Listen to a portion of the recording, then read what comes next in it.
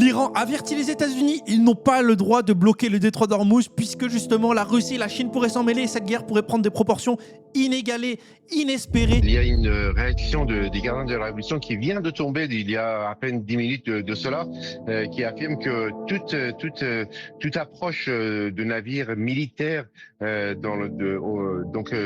près du détroit d'Ormuz sera considérée comme une violation du cessez-le-feu et que l'Iran réagira avec force contre toute tentative d'approche près du détroit d'Ormuz. Donc un avertissement très clair aux Américains qui affirment qu'ils vont envoyer des navires pour déminer.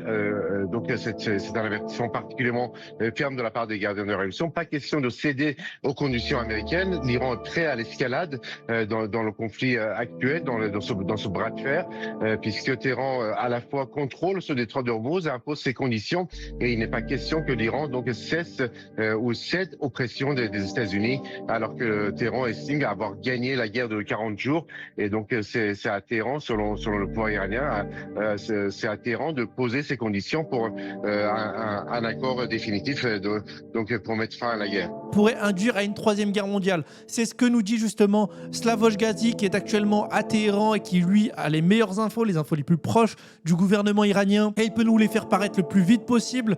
D'ailleurs, il s'était plaint d'une censure, mais bon, ça c'est un autre sujet.